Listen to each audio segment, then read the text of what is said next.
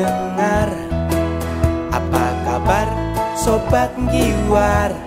Selamat datang di Paman Podcast ala Mangunan. Semua orang adalah guru, iya kan? Kerasa gak Bu gitu? Ya kerasa. Kerasa. Dari mana Bu rasanya? Dari gajinya.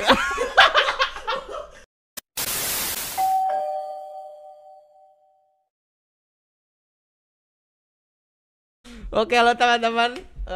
Guys, opening dari tadi ya. Coba lagi di Paman Podcast ala Mangunan. Iya. Arti koin atau miring ngapain tapi apa-apa. Hari ini kita kedatangan Bu Dila. Bu Dila cantik. Bu Dila cantik. Dibuka dulu maskernya. Oke, iya, biar ketahuan ya kecantikan. Oke, Bu Dila cantik.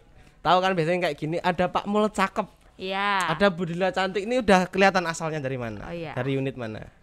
Mana Pak? Mana? Malah nanya. Asalnya dari unit ini kan, TK Sekolah Eksperimental Kalasan. Iya, betul. Mangunan Kalasan. Jadi Bu Dila cantik itu datang karena ada Pak Mul cakep gitu. Jadi Oh, dari iya. karena dulu kan pernah sama Pak Mul. Mm-mm. Ya sekarang sama Pak Mul lagi sih. Terus karena di dalam kelas itu ada guru cowok dan cewek, jadinya terus kita menyebutnya Bu Dila cantik, Pak Mul cakep, terus anak-anak juga gitu Akhirnya nyebut manggilnya. gitu? Iya. Wih, oh berarti sekelas sama satu kelas itu sama Pak Mul ya ininya? Iya. Paralel enggak paralel ya? Dulu pernah 2 tahun, terus sekarang sama Pak Mul lagi. Kerasan Jadi ya sama Pak Mul ya? ini ternyata rujuk, Pak. Udah bisa ternyata rujuk. Rujuk. Oke, kayak kenapa aja rujuk lu? Oke, habis itu sama Pak Mul berarti dulu di TK terus ya, Bu? Ketemu Iya. Pak Mul tuh mulai di TK. Iya, tapi dulu waktu pertama masuk TK Pak Mul masih di SD. Oke, berarti Jadi dulu di TK itu gurunya itu cuman 4. Cuman 4 dan 2 itu guru pendamping. Guru 4 pendamping tuh, oke. itu jam kerjanya waktu itu jam 7 sampai jam 11-an aja. Di 1 semester pertama aku itu guru pendamping toh, terus yayasan ada lowongan itu, terus kontrak itu. kontrak. Mm-mm. Oke, Terus berarti istilah guru pendamping Oh. dihilangkan gitu. Semuanya guru gitu. semuanya jadi guru. Iya. Dengan berjalan waktu. Berarti dari kisah-kisah itu Bu Dila berarti udah agak lama dong di Mangunan ya? Dari 2015, 11 Agustus 2015. 11 Agustus 2015. Iya. Masuk 6 hari langsung merdeka. Oh iya. Oh, 17-an. Benar. Iya. Habis itu Bu Dila panjat pinang enggak? Enggak.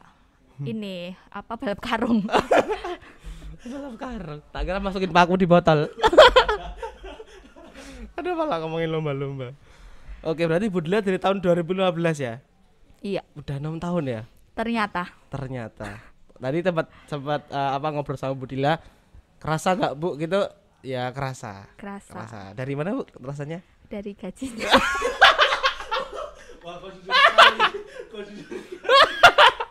Soalnya dulu waktu jadi guru pendamping itu Iya. kan cuman 5 digit, Bapak. Oke. Iya.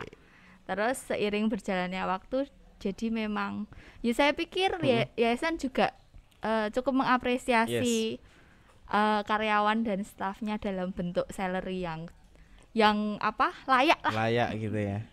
Oke, berarti tanggal 11 Agustus itu langsung itu kontrak ya udah. Itu masih istilahnya volunteer mungkin Volunteer ya. Apa training ya?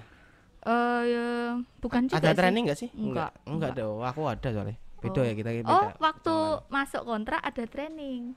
Pak Oh, Bayuga iya. nggak pernah ngerasain bersihin ini? Ah, Bersihin ini, nyapu, ngepel, membersihkan debu, ngelap semuanya. belum. Ya itu karena saya dulu yang bersihin. Oh ya.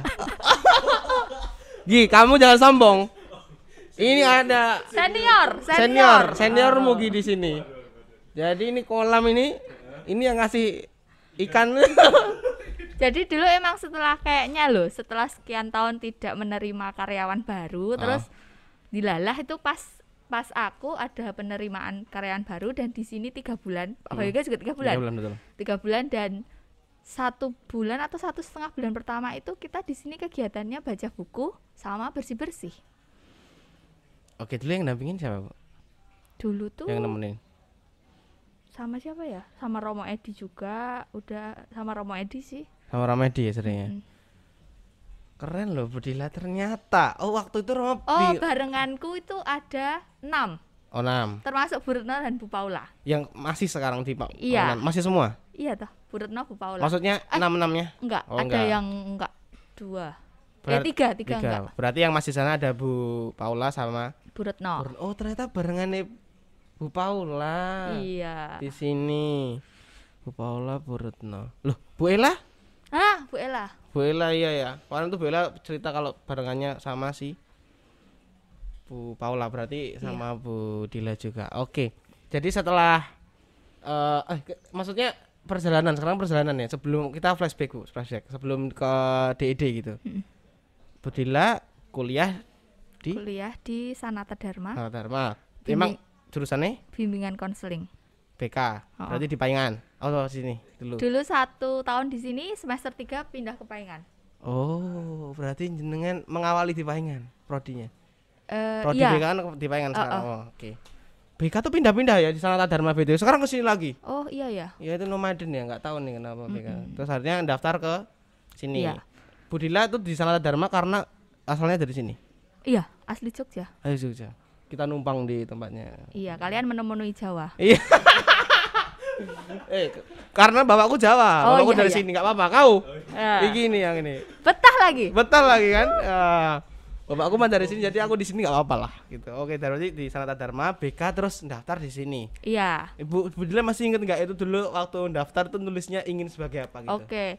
Jadi aku nggak punya bayangan khusus untuk jadi guru TK. Oke. Tapi dulu waktu aku kecil kan biasa kan ya kalau anak-anak gitu ditanyain cita-citanya apa. Oke. Guru TK itu cita-cita pertamaku kayaknya. Sebelum ganti jadi dokter, sebelum ganti jadi apa ya? Dokter, terus pegawai bank, apa gitu-gitu kan. Kayaknya guru TK tuh Sumpah, Bu. Kayaknya loh cita-cita pertamaku, seingatku. Keren loh, maksudnya dari maksudnya dari zaman kecil tuh berarti masih remaja ya? Dulu sebelum itu masih pokoknya ya SD gitulah, kalau kan sering ya ditanyain cita-citanya apa gitu. Enggak pengen jadi suster? Oh enggak. Oh, iya. Sudah Biasa. Gini aja terus apa namanya terus memang sukanya itu anak-anak. Oke. Sedangkan waktu itu untuk jadi guru BK yang ada di SD itu di Jogja kan belum banyak ya, belum ada bahkan waktu itu.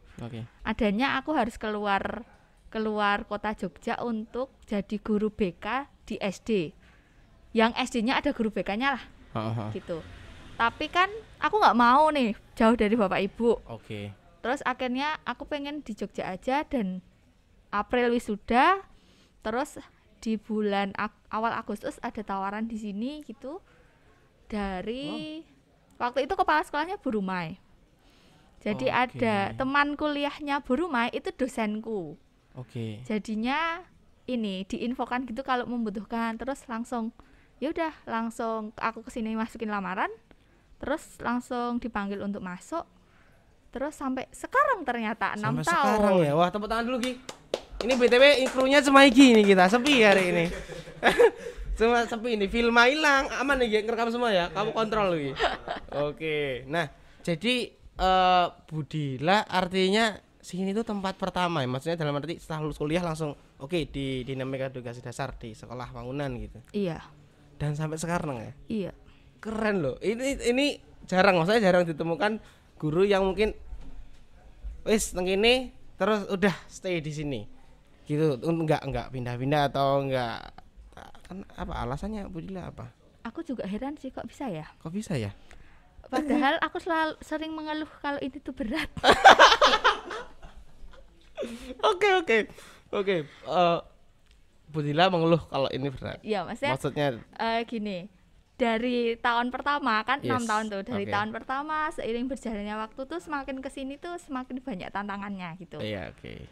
Tapi kadang aku juga heran kok aku masih bisa di sini ya gitu. Terus tapi pas aku mikir kenapa sih kok di sini, oh ternyata tuh memang ada hal-hal yang baik yang tanpa sadar itu menjadi alasan kenapa aku bertahan di sini gitu. Oke. Jadi memang aku sendiri ngerasa memang sekolah gitu khususnya memang cukup memberikan ruang untuk kita guru-guru mencurahkan kreativitas, inovasi kayak gitu.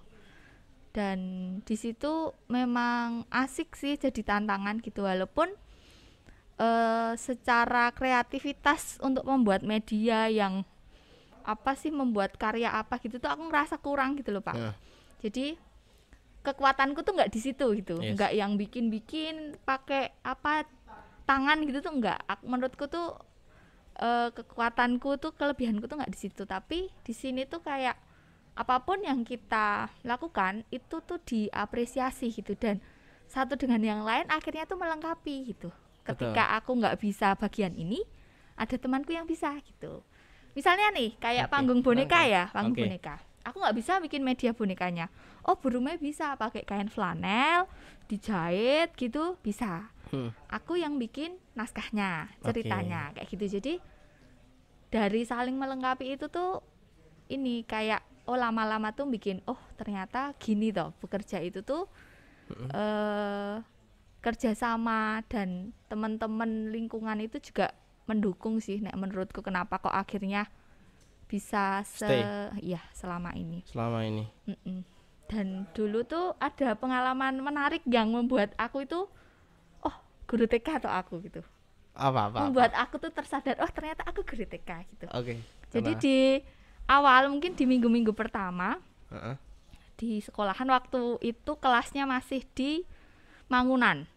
Mangunan yang sebelah sana, yang SD kemarin. Jadi waktu itu partner pertama 2 tahun pertama itu saya sama Bu Vega. Terus ada satu hari kita ngajarin anak-anak nyanyi lagu apa? Oh ibu dan ayah selamat pagi. Baris terakhirnya gimana Pak?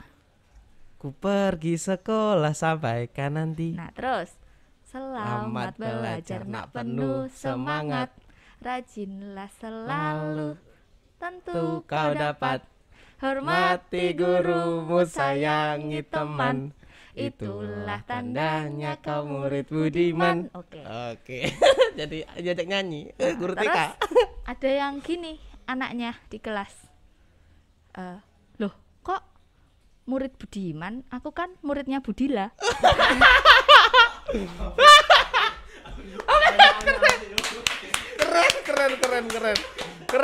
Keren. Nah, Oke. lucu kan maksudku, karena dia nggak tahu artinya budiman, dia kira itu nama orang gitu. Tapi di situ karena kepolosan dia itu aku ngerasa ternyata aku dimiliki toh. Ada yang memiliki aku sebagai gurunya toh. Merinding saya. Oke, keren. Oh iya. Ternyata gitu.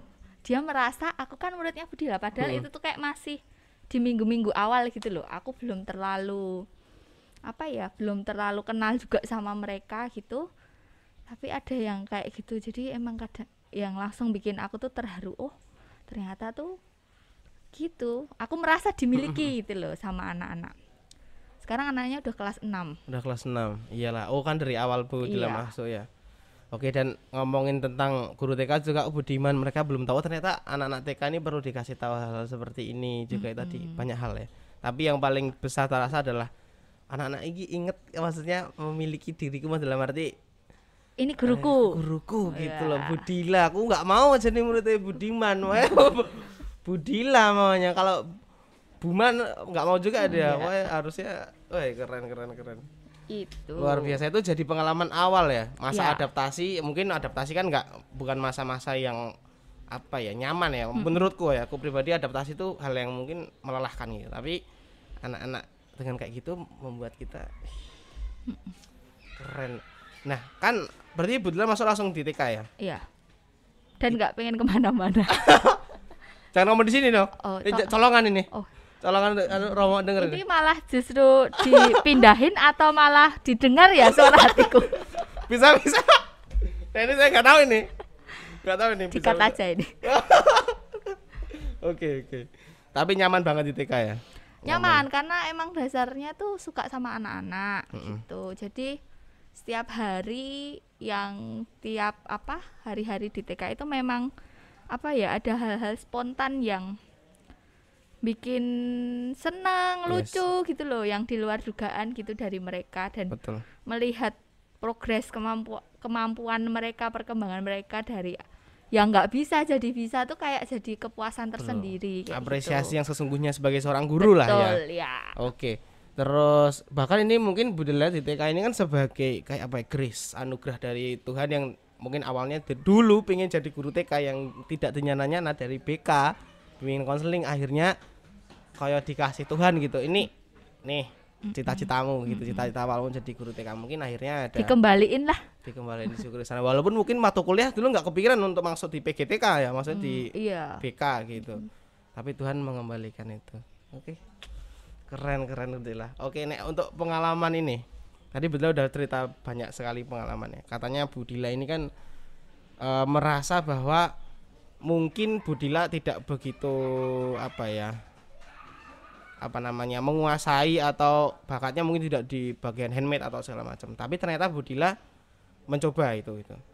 Nah, menurutnya Bu Dila kekuatan terbesar apa di dalam Bu Dila untuk pembelajaran gitu, bikin naskah atau segala macam? Memang butuh waktu yang cukup untuk menyadari sebenarnya tuh aku tuh di bagian apa sih aku bisanya gitu ya. Karena kan memang kalau di TK kan terus dituntut harus banyak bisanya. Tapi di mana sih yang itu tuh bisa jadi kekuatan gitu loh. Yes.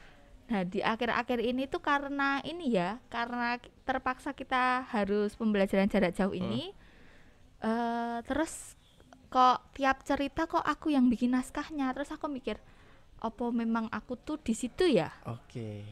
Termasuk keren. yang Giwar, yang panggung boneka itu juga aku sama Bu Lina kan. Terus Bu Lina nambahin gitu. Terus drama-drama di sekolahan itu juga ini aku yang bikin naskahnya dulu, terus nanti dilihat bareng-bareng sama teman-teman gitu. Terus mereka banyak yang setuju, suka gitu ya. Bahkan ada satu ini Pak, jadi kemarin ini kan kita ada bikin panggung boneka. Jadi setiap awal proyek itu memang kita kasih kayak drama atau buku cerita atau panggung boneka, ada yang dramanya enggak, panggung boneka atau kita bacakan buku gitu untuk anak-anak sebagai pengenalan awal untuk masuk ke proyek itu gitu. Okay. Tapi ternyata ada anak-anak yang tidak bisa menerima media itu. Jadi ada yang nggak betah nih lihat panggung bonekanya, terus ada yang nggak terlalu suka untuk dibacakan buku kayak gitu. Nah, itu juga yang orang tua sampaikan ke kita gitu, karena kita kan selalu minta masukan kayak gitu kan. Terus gimana nih? Terus akhirnya putar otak gitu sama teman-teman, dilalah kok pas waktu itu tuh pas ada RPP proyek itu jatahku yang menyusun gitu loh, yang bikin tuh aku. Terus akhirnya aku punya ide untuk nggak usah lah kita pakai panggung boneka, untuk kali ini kita bikin drama aja tapi yang main gurunya. Akhirnya Bu Dila bikin naskah drama. Iya, yang main gurunya. Jadi kita berempat, aku, Bu Rumai, Pak Mul, Bu Sisil, kita main drama gitu. Yang kalau Pak Bayuga lihat itu yang Pak Mul nangis itu, jadi kita lomba lari. Terus ceritanya tuh di situ tuh Pak Mul nangis gitu loh, karena waktu itu proyeknya kan Kata Hatiku, bagaimana anak-anak itu bisa memahami dan mengungkapkan perasaannya. Lalu di dalam cerita itu tuh Pak Mul itu kalah lombanya terus nangis. Nah kayak gitu. Jadi di cerita itu tuh Pak Mul tuh mengungkapkan emosi perasaannya itu dengan menangis kayak gitu. Dan ternyata itu cukup mengena untuk anak-anak dan bisa diterima dan dinikmati oleh hampir semuanya gitu. Wih, tepuk tangan dulu dong. Keren. Jadi kayak begitu mereka lihat, orang tua langsung memberikan feedback ke kita, Bu, ini nih buat anak-anak lebih anak-anak mau lihat, mau dengerin kayak gitu. Kayak jadi sarana belajar yang menyenangkan gitu ya. Iya. Ringan, menyenangkan tapi kena gitu, kena apa yang dituju tuh dapat gitu. Dan sampai sekarang ketika mereka ketemu Pak Mul gitu, lalu Pak Mul tanya atau lewat Zoom gitu, mereka masih ingat, oh Pak Mul tuh yang nangis waktu lomba gitu itu tuh nangis. Jadi masih ingat ceritanya, ternyata tuh berkesan gitu loh buat mereka gitu. Iya ya, jadi hal yang nggak terlupakan malah ya. Anak-anak apalagi mereka merekam banyak hal gitu, dan itu hal yang berkesan. Oke, ini tak rekam. Iya, betul. Jadi ya mungkin itu sih yang dulu kan sering di ini kan giwarnya mau ngapain nih yang bisa kita lakuin. Ya mungkin itu salah satu hal kecil yang bisa aku lakukan sebagai bentuk untuk giwar itu gitu. Tapi tadi bener kalau giwar, soalnya kan alternatif solusi ya. Dalam arti mungkin anak-anak dalam pembelajaran TK nih caca iso gembira dalam arti seneng-seneng gitu bermain, tapi esensi belajarnya tuh nggak hilang gitu. Akhirnya ketemulah alternatif solusi untuk bikin drama tadi yang main guru-guru kan lo bener bikin naskah itu. Dan waktu kemarin jadi gini teman-teman, kalian bisa lihat di YouTube-nya Eksperimental Mangunan tuh ada penampilan panggung boneka di dunia giwar. Nah itu tuh Budila kalian dapat apresiasi, makanya ada panggung bonekanya, ada Budila dan Bu Lina ya.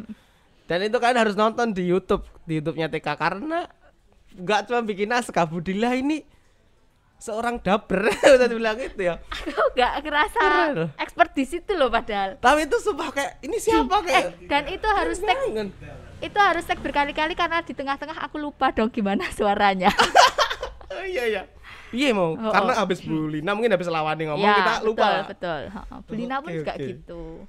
Jadi ada pemeran nenek dan cucu ya? Nenek, kakek dan sebelumnya itu ceritanya nggak kayak gitu Pak. Itu berarti improve. Itu karena menyesuaikan adanya bonekanya itu kakek, nenek dan cucunya. Oh, jadi sebelumnya nggak gitu. Iya nggak gitu. Terus Budila ubah lagi. Jadi ceritanya itu aku sama Bu Lina itu idenya itu kayak dua cewek gitu yang main, tapi ternyata tuh kita susah kan nyari boneka yang dua cewek, terus dapatnya tuh kakek, nenek sama cucu gitu, sama cowok, sama ya seorang laki-laki lah. Terus gimana nih biar ini tuh bisa dipakai tapi relate juga gitu loh. Terus akhirnya ya gitu kita ngajarin tentang jadi unggah-ungguhnya itu dari simbahnya gitu loh. Bener, ini aku merinding Bu, karena kemarin aku nonton nih beneran ini sungguh-sungguh ya. Karena aku nge-MC kemarin nih waktu di Giwar. Ya ampun Bu, ini keren banget. Maksudnya pesan yang diberikan di situ unggah-ungguh itu tadi, itu kena banget. Dan untuk anak-anak 90-an ya seperti aku gitu. Wih, 90-an ya? 98 padahal.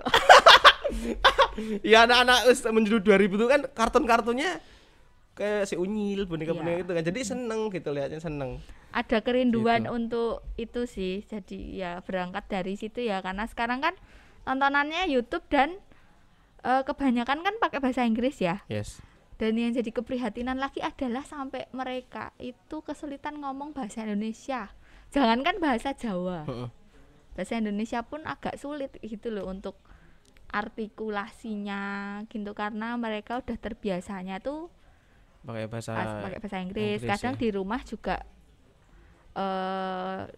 daily conversation-nya itu pakai bahasa Inggris juga. Itu jadinya ketika dia harus berkomunikasi dengan guru, dengan teman, nah baru terasa kalau memang ada perbedaan-perbedaan dan mereka harus menyesuaikan itu gitu. Apalagi mereka hidup di Jawa, apalagi mereka orang Jawa. Nah, ini budaya ini yang kita jaga, walaupun ya bahasa internasional sangat baik gitu, tapi budaya itu juga tidak kalah penting. Kemarin berangkat dari situ sih, dari keprihatinan itu, terus ya di itu panggung boneka itu.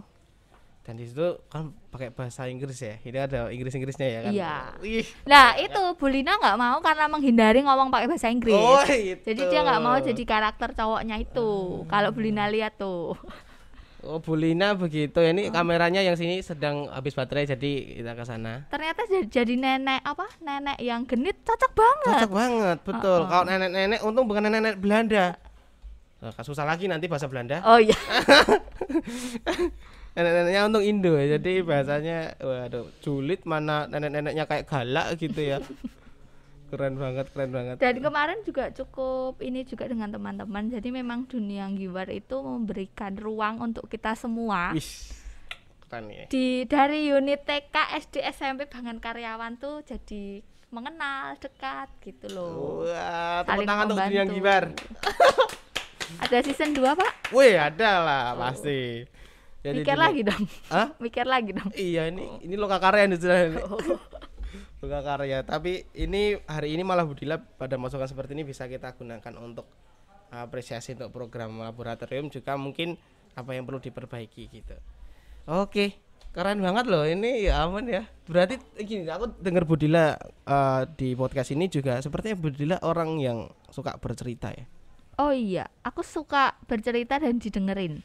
Maksudnya Oke. kalau aku cerita tuh aku seneng ketika orang tuh mau dengerin aku gitu loh. Oke. Jadi itu juga salah satu alasan kenapa seneng jadi guru itu ada perasaan yang nggak bisa diungkapkan ketika mengajar Betul. dan anak-anak mendengarkan. Iya ya, ini menarik, bener itu menarik. Aku baru ngerasain, baru Budila ngomongin aku, oh iya betul. Jadi misalkan waktu bacain buku gitu ya, Yes. mereka sampai kadang kan kalau dulu waktu masuk gitu kan bacain buku, aku pakai kursi terus anak-anak mengelilingi aku di bawah gitu, mereka dengerin sampai melongo gitu tuh, kayak ada kepuasan tersendiri gitu loh. Oke, berarti transfer perasaan dari diri seorang guru juga kena gitu Iya. ke ini kalau PGSD Sanata Dharma bilang transformatif. Waduh, PGSD. Ya. orang no. PGSD di Semangunan juga tidak terlihat sih, maksudnya ya sudah siapa Paula saja. toh. Iya betul. Walau siapa aja bisa jadi guru, bahkan Budila dari BK bisa ke TK. Oke, sekarang kalau ke ini berapa menit Ki? Lihat dulu Ki. Jangan sana Ki. 26. Oh, udah 26. Oke, berarti gini Budila. Cerita dari apa yang Budila sukai tadi. Ya, maksudnya semua proses ini. Tadi Budila sudah cerita tentang anak-anak juga. Ada pengalaman menarik lagi nggak di pembelajaran? Dari Budila Giwar kah, entah oh ini tuh ternyata bikin anak-anak tuh bisa suka, atau hal anak-anak gimana gitu. Mau cerita tentang perjalanan mengajar.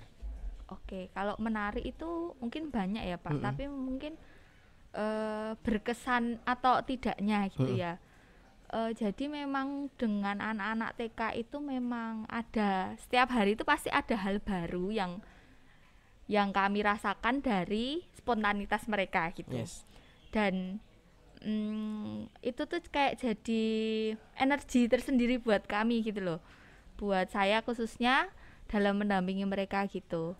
Pernah satu kali ada satu kekhawatiran gitu, karena baru pertama kali mengajar di kelas A. Jadi sebelumnya kan di kelompok B terus mengajar di kelas A, dan itu PJJ pula.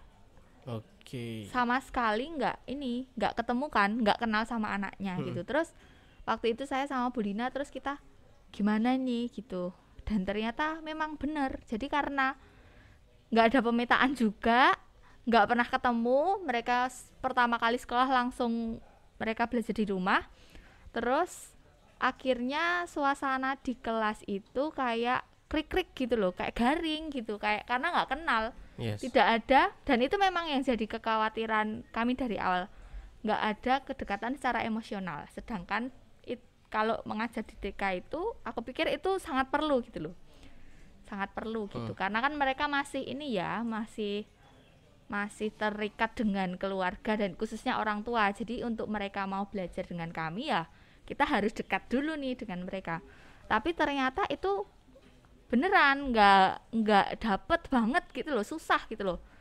Jadi kayak dampaknya itu ya kalau misalkan video call gitu ya kayak garing gitu loh, kayak nggak hidup suasananya. Terus ketika ada diskusi apa di grup gitu, respon dari orang tua itu juga kurang antusias gitu loh.